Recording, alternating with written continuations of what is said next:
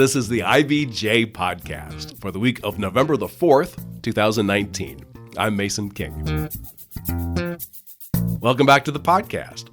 Here's a pretty simple thesis. Financial planning should be simple, right? We're just talking about numbers. It's all about data and projections. You figure out how much you make and what assets you have of value. You make a budget. You figure out how much you want to invest and how risky those investments should be. And you stick to it. And you make course corrections as needed. Easy, right?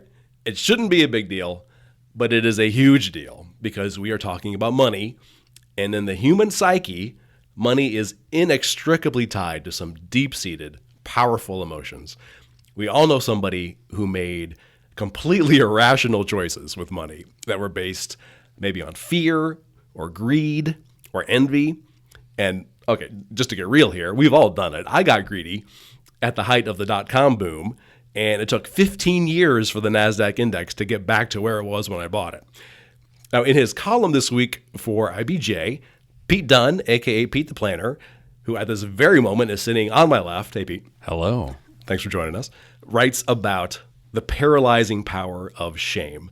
And I wondered if we could rope in a few more emotions and destructive human traits that sabotage our financial well-being, and then hopefully come up with a few antidotes that will help us spot them and diffuse them.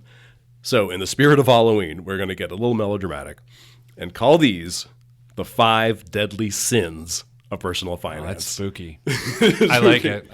Very dramatic. So Pete, thanks for playing along. Of course. Before we get into the big 5, can you give me a sense of how often you have seen this with clients or people you've worked with where emotion gets in the way of a financial planning process that would take an algorithm like 0.0002 seconds to figure out? Well, it took about 10 years in the financial business to really see these deep-seated emotions. Before that, it was very obvious that people's mistakes are driven by behavior. It's pretty obvious. I have a 7-year-old son, and we work on his math homework, and he can do it. And so theoretically, he should be fine with money for the rest of his life because he can do elementary math. Right. And all of us should, for that matter.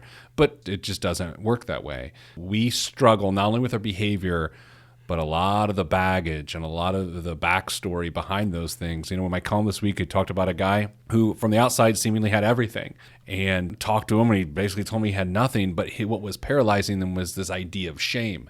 He felt so bad about what he had not done, and he was so embarrassed, and he felt like it was somehow his penance to live in this perpetual hell that was his poor financial state. And this was a guy with resources, with income. And at first you hear that and you're like, well, that's something wrong with that guy. No. That's the power of human emotion, is that he was paralyzed with shame. What were the circumstances of that story? So yeah, out of the blue, I got this email from a very prominent business person in central Indiana who I knew of but did not know. And he said, I want to have lunch. And I was like, okay. I was a young financial advisor, probably 30 at the time. We went and had lunch, and we were trying to small talk a little bit. And it was weird. It was choppy. Something was deep was going on. I was trying to figure it out. And then he just said, I'm broke. It's all a lie. I have nothing. And Mason, for the next hour, he just spilled his guts. And I'll be honest, I didn't know what to do. I was 30. I just didn't know. Mm-hmm. But really what it was is he was paralyzed in shame. And since then, 11 years later, I've seen it a lot. I've seen where people are just so upset about the decisions they made that they choose not to fix them. Oh, okay. So the problem with shame is you don't own up to it and try to fix it. Maybe on some level you believe that you deserve it. Okay, so let's have a very real one that's going to upset a lot of people right now. Great. All right, so there are people currently who do not have the right amount of life insurance, and they're ashamed by it, and that level of shame is preventing them from addressing it. And you could call it immaturity, but no, they just don't want to face the fact that if they die, their family's in deep trouble. That is on the spectrum of shame where you go, I am not doing the right thing because I'm so embarrassed to admit I'm in this situation. So it's not like there are two things going on there. Like, number one, they don't want to deal with the idea that they could die. Maybe they don't want to pay for the insurance. But also, now that they don't have it, they're afraid to even admit they don't have it. Oh, absolutely. All the time. I mean, I used to deal in the world of life insurance a lot more than I do now. I really don't now, but that was very common. It's not even admitting that you're not going to die, because everyone's going to die. I mean, that's sort of death's undefeated, right? But it's this idea that oh man, I have to realize that I am doing the absolute opposite of what I should do for my family. So we're not psychologists, but I mean, if somebody recognizes this kind of behavior in themselves, I mean, is there a step that they can take to get closer to fixing it? I think this is where I've arrived with this whole idea in my career and the work we do on a regular basis. And I want people to hear it very loud and clear. There is nothing wrong with something being wrong. If you're feeling awful financially about decisions you've made, if you are fearful of what's going on in your life, if you are making terrible financial decisions and spending a lot of money, which we're calling gluttony for the sake of this conversation, if you're envying what your neighbor has, if you feel shame or if you feel greed, okay, it's fine. We can work on it. But saying you have those feelings, there's nothing wrong with it. And I feel like we live in the financial world of the haves and the have-nots, and you either got it together, seemingly, or you don't. And if you seemingly have it together, sometimes you don't take the steps to really get it together because of these heavy emotions. Okay, so that was number one. We have shame. Now, number two is pride. And I'm going to bring this up because I feel like I had a recent brush with pride. And we're also going to kind of lump this in with envy. Sure. So the missus and I, we have a modest but very comfortable house, nice yard in Indianapolis, a very affordable 15-year mortgage, which allows me to sleep at night. Now, my brother sells houses. He's a realtor. He specializes in a few areas, including Meridian Kessler, which is where we grew up. And the other day, my brother posted a new listing around 49th and Broadway that both the missus and I admitted was the perfect house for us. Isn't it funny how quickly you can make it's like you start talking yourself into it the first words you use. Absolutely. This is perfect. And now it's perfect. Man. Yeah, right. It is perfect. Right. Well, I went and saw it. Yeah. And it had everything that we wanted. Yeah. That we don't currently have. Big porch, a second bathroom, a third bedroom, fenced backyard, fireplace. That was just me. It had everything we needed, and it was affordable. Yeah. Based on the equity in our current house, we could have found somebody to give us the loan. It wouldn't have been a problem. But beyond like these physical attributes, I really, really, really, really wanted to say that I lived in Meridian Kessler. Interesting. We do not right now. I wanted to be able to say that I at least have been able to achieve what my parents achieved. And probably not coincidentally, we would have been within a few blocks of both my brother and my wife's two brothers. Yeah. And I could say that my kid goes to one of these highfalutin CFI schools, Sure. which coincidentally was one of the schools that I went to. I mean, though we really like where we are right now, the best way for me to describe to somebody, like in a casual conversation where we live, is in relation to a large shopping mall. Okay. And that really bugs me. Really? It really this is bugs interesting. me. I know. You should be laying down right now. I feel like I should be paying myself for this. I love this. I'm going to go get my tweed jacket real quick. And I had to step back and ask myself, why am I suddenly getting really serious about upending my plan? And I realized I was motivated by the way I want the world to see me, but also by the way I want to see myself. I'm motivated by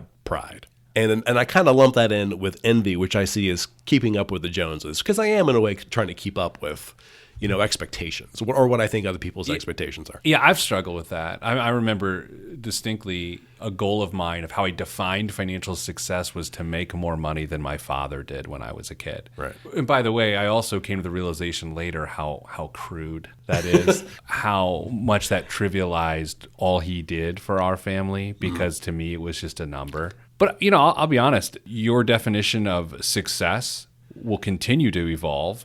And it'll go back the other way, too. Like, for me, it's to have as few obligations as possible. That's where I'm at financial success-wise right now. And that has thus far prevented me from those sorts of ideas that you just expressed. But I'm not going to lie to you. I'll probably go back the other way at some point on the spectrum of needing things to feel like I'm viewed the way I want to be viewed. Yeah. Now, have you found that in your practices? For the people we serve? Yeah, the people, yeah. The clients. Absolutely. Yeah. I remember one of my least favorite conversations ever that I reference all the time, and who knows, maybe the person's listening. The guy said to me, we're in his driveway, and he's like, well, yeah, we got an SUV, and we got a sports car, and then we got a sedan. So we've got everything we need. And I remember him saying that, and Mason thinking, it's just you and your wife. That's all there is. What does that even mean?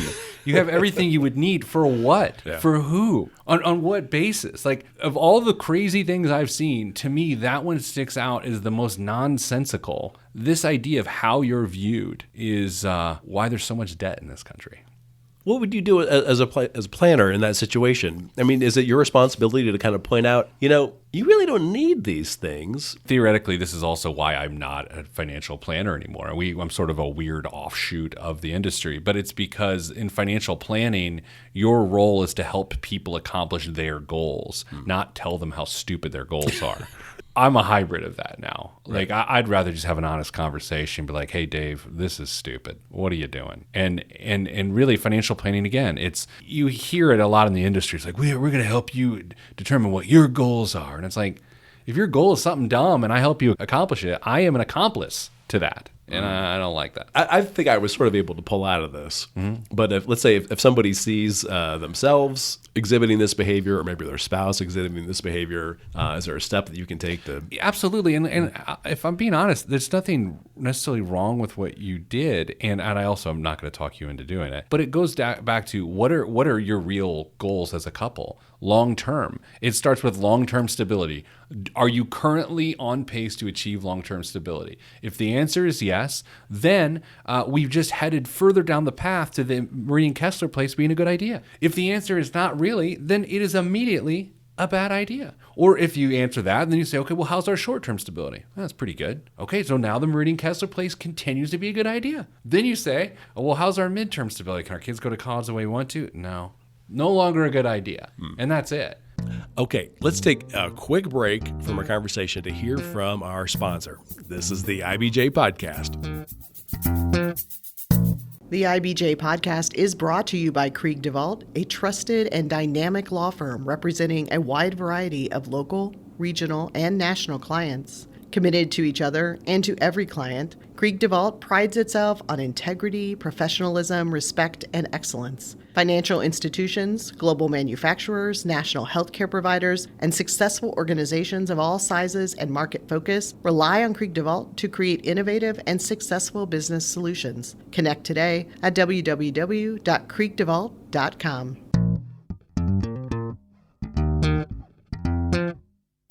Okay, we're back with the IBJ Podcast and our conversation with Pete the Planner about the 5 deadly sins of personal finance.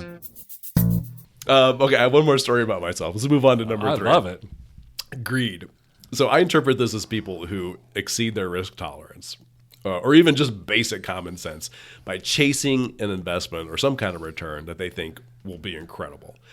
And as I pointed out in the top, my best example is buying a NASDAQ index fund. I think it was QQQ in 1999, against the advice of my broker, because the tech sector was going crazy and I wanted in. And so I bought it when the NASDAQ was at, I think, 4,000. It almost immediately went up to 5,000, and I thought I was a genius. And then it almost immediately, the dot-com bubble burst, and it went down to about 1,500, where it was for about 10 years. Yeah. That taught me a lesson, which is look out. Don't get greedy. How often do you see reasoning like that? A lot. I've been kissed with many of these emotions in my time. I'm not a greedy guy, though. Like, I feel like, and that's not saying you're a greedy guy, Mason. I don't have a get-rich-quick mentality, but a lot of my friends do. I don't have a greed mentality, but a lot of my friends do. And by the way, I have some of these other awful things. Greed, in my estimation, is when you take unnecessary risks for things you don't even really care about, right? Like, if I need, on average, an 8% of rate of return, why am I striving to get a 20% rate of return when an 8 will do? I think in an investment standpoint, that is greed. Yeah, greed messes up a lot of portfolios. A lot. And I actually do think a financial advisor / investment advisor's job is to temper your greed, not feed it. The financial services industry is bumpered by fear and greed, and people can get you to do about anything from a professional services standpoint by stoking those emotions. If you are a fearful person, they will bring up things that will scare the bejesus out of you. If you're a greedy person, they will sense that, and they will bring up things that will make you buy more. And so an advisor, a good, valuable advisor, will just take you right down the middle without manipulating you with those emotions. Is that just a hard conversation to have? I'm going to continue to give a really boring answer because it's taken me 20 years to figure this out. But that is why good long-term goals really matter. Because if you say, all right, well, does this decision take us away from what our long-term goals are? And if you're listening to this right now, we're like, okay, what does it even mean by long-term goals? I mean, I want to have this much money a year when I'm this age when I retire. That's it. That you work backwards from there. And if you're listening and you don't know the answer to that question, if you don't know, well, at 64 years old, I want the equivalent of $87,000 in today's dollars. If you don't have that number in your mind and you don't know how to achieve it, boy, am I glad we're talking to you today, because that is the basis of controlling all of these emotions. So that becomes your guiding principle. 100%. You have a straight line Yeah. to get there. And by the way, I would also mention that it's not all about materialism and I want money. It's also, how do you want to serve the community? What do you want your legacy to be? You want your name on a building. Some of those folks, they're not necessarily driven by greed. They're driven by purpose. One of them is really fascinating, and we mentioned it a couple times, is gluttony. And these are the folks who, we call them aholics. They're shopaholics or something-aholics. It's a real psychological problem, but who just cannot stop spending, and they need to stop spending. How do you deal with that? In the most modern sense, I'm going to give you like breaking news. This is the thing we're seeing the most right now. Really? Amazon. Amazon.com is feeding into this emotion more than anything you've ever seen. People are addicted to spending. They're addicted to the fact that they can click the next day, box on porch, open box, get what I ordered. And it's this dopamine hit that repeats and repeats and repeats. And Mason, not only is it ruining adults' financial lives, but it's reshaping young brains, those little kids in the household that see, oh, you just click here and it's on the door the next day. And don't get me wrong, this is beautiful logistics and blockchain technology and all sorts of other things. But what it is showing kids the wrong way to deal with resources. I would say gluttony, of everything we've talked about up here, is the biggest problem by far. People are addicted to commerce. Holy mackerel. That is fascinating and frightening. The average, we did a study, this is 2009, did an in-house study, and we found that the average American household in 2009 spent money 22 times per week. Okay, so that is not bills, but commerce, going to the grocery store, getting gas, things like that, 22 times per week. From our research, we found that those numbers continued to rise because of debit cards. Debit cards just created this sort of easy access to money, whereas when people were using cash and writing checks, there were a lot fewer transactions. Now, when you could literally see the money leave your wallet. Oh, absolutely, yeah. You're sitting differently once you've spent that money. You're sitting lower. Amazon's changed everything. I think it's changed consumer habits. And I think there's a lot of addiction going on around consumerism. Okay, my mind is kind of blown here. Because I'm aware of that. I'm aware of my own, how much I have liked in the past to, just get stuff. And I think at one point I finally kind of decided I can't continue with the impulse spending. Yeah. Because there's always like another book that you need that's going to help you, or music that's going to change your life. Yeah. What can you do about that? Let's talk about a couple industries that prove this point. Yeah.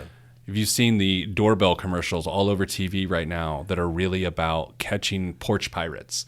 That are the people come to steal your stuff that you ordered because it's your stuff. That is an offshoot of this entire idea of how the consumer experience has changed. That's my stuff on my porch. Now there's a camera, so you can't steal my stuff. Now, of course, Mason, we don't want people to steal our stuff. Right. Then you just look to the storage unit industry. If that is not proof of gluttony, I don't know what is. You're renting a place to store things you don't want, need, or use. I live in Carmel, and there are a number of brand new Taj Mahal style storage facilities, and they're beautiful, filled with people stuff they don't use. And just parenthetically, this is something that I've noticed recently because my son and I really love to do chalk drawing on our newly paved driveway. Oh. And we have begun to notice how often delivery vans come to our neighborhood, and they are there constantly. I think our brains are reshaped by access and convenience.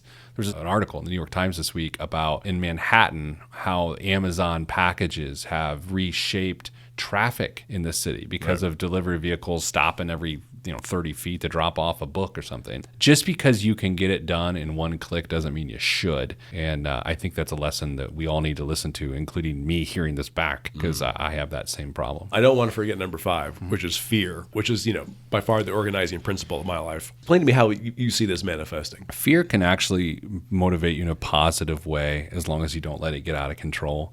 To be honest with you, if there's something I struggle with up here, that's one of them, right? Because I have a fear of my financial life not going the way I planned it. And I do everything in my power to make sure that we're okay that way. Not always fun to be related to, if you know what I mean, for Mrs. Planner and the kids. But fear is a very big thing. Now, I would like to point out, short of greed, all of these emotions, I think, really show themselves in a person's everyday existence as opposed to their investing styles. Greed and investing go hand in hand. The rest of this is really about getting money to invest and how you treat your money on a regular basis. Fear sells a lot of protection products, as we like to call it in the financial business, annuities, insurance, CDs, things like that. But at the same time, I mean, there are, just to play devil's advocate, I mean, there's a legitimate case to be made for insurance. Oh, yeah. I've got a lot. No, I have a legit fear of dying and leaving my family up the creek. Like, I don't want that. And so I use that fear to stoke action. There's nothing wrong with that. And by the way, most of these extreme emotions and feelings, somewhere on the early part of their spectrums, they make sense. But there's a crossover point where they no longer make sense. Fear can paralyze you. Fear does paralyze investors. They say, I don't want to risk it. Well, you probably should, because after a 45-year investing career, you're going to kind of need to. Yeah, and that's the flip side that I wanted to explore just a little bit, because I think I've had that in the past. Just, I've got these investments, they're doing okay, but they probably should do something about them. But, I constantly hear the message, don't screw around with your investments, leave them be. And I'm like, fine, I don't want to get involved in trading things. That's 100% true. And then you look at a household with two adults that are sharing finances, when one person has a different risk tolerance than the other, and then they have a different fear level than the other, how do you invest the family money? That's a very real problem. Financial advisors deal with a lot, that one person has a lower risk tolerance than the other, and it's terrible. It's a hard problem to solve. This is great. I've already thought about this. This is going to be our next Good topic. Tune in 2 months is going to be spouses. At the risk of repeating ourselves too much, what is the thought you want to leave listeners with? There's nothing wrong with something being wrong. I feel like in the state that we're in, where mental health needs to be put on the forefront of what people are dealing with, shame is real, and you can't let it overtake you. Talk to a friend, talk to a financial advisor. If you don't have a financial advisor, ask a friend who their advisor is. We need to get it out. All of these emotions, when they build up, it's an ugly, ugly place. And the good news is, with the advances in mental health and talking about people's mental health, then we can prevent people from having these emotions ruin their life. Thanks for helping. Hey, that's what I'm here for. We'll talk to you in a bit. My thanks again to Pete the Planner. You can check out his column about overcoming shame in the latest issue of IBJ. And while you're at it, there are a few others you'll find interesting. Anthony Shutley has the backstory behind Shining a Light on Indianapolis. This is a multi-million-dollar light, sound, and video show designed for Monument Circle that will play nightly beginning November the 9th. It includes a music score performed by the Indianapolis Symphony Orchestra and written by an Emmy Award-winning composer. Also in this week's issue, John Russell explores the options for St. Vincent and its flagship campus on West 86th Street.